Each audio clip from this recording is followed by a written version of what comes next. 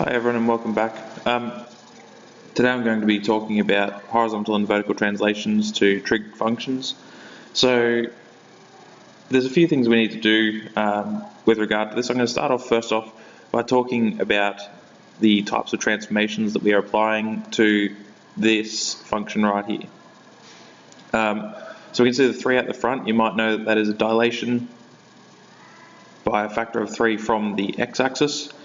We have this 2 here, which is in front of the t. So in this case, that is a dilation by a factor of half from the y-axis.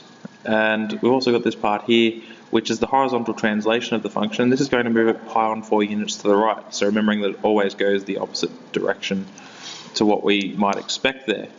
Right, now I'm just going to quickly fix this up because that should be a t.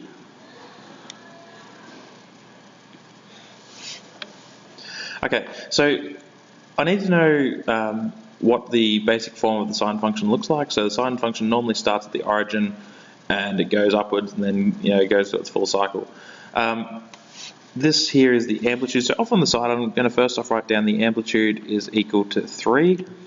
Remembering that the amplitude is always an absolute value, it doesn't matter whether it's positive or negative. I'm also going to calculate the period of this function. So to calculate the period, for a sine or cos function, we use 2 pi over n, which in this case is 2 pi over n is the number in front of t, which is just 2, and so that simplifies to give pi. Now, this question, I don't really like the way that this domain is given here. This wouldn't be a normal way of graphing the trig function. Like usually we would graph it from say 0 to 2 pi or something like that. And this book, it seems to give sort of ideal domains. It makes it a little bit too nice in my opinion. But look, that's something for another day. So this is going to go up to 3 and it's going to go down to negative 3. And because we moved across pi on 4, I'm just going to mark this off in intervals of pi on 4. So there's pi on 4, 2 pi on 4, which is the same as pi on 2.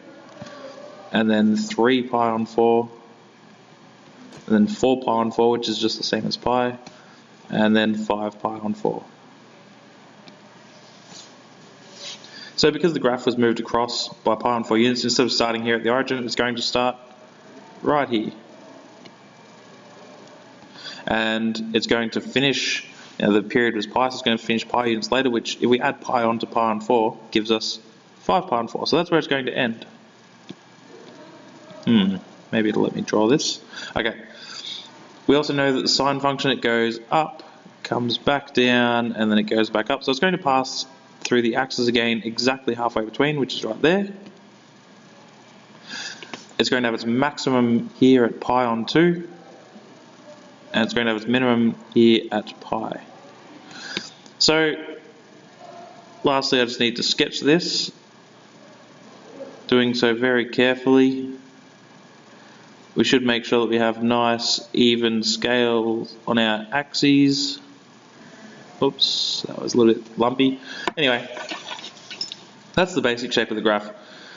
Now again, I come back to this domain. We have sketched over the required domain, but I think in many cases it's more common that you're asked to sketch it from 0 to pi or 0 to 2 pi. So if we were to do that, and this is just an extension to what the question is asking us to do, so this isn't required, but if we were doing that, the graph would just continue back here and it would come down like that.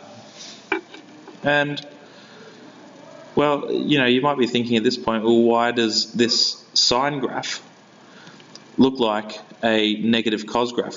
Cos, if it's negative, would start down the bottom here and it would go up. And, that is a completely reasonable thing to sort of be thinking about. And it's just because in this case the graph was moved along just to sort of the perfect amount so that it was translated basically into a cos graph. And we could actually come up with an equivalent equation based on the fact that this could be turned into a cos function. So anyway, that was just a little side note, but yeah, in many cases we could be asked to do that. And I think in many cases the textbook actually gives the answers, sketched from 0 to some other point on the axis. So I'll leave that there, but we'll come back with a few more videos shortly. Okay, see you later.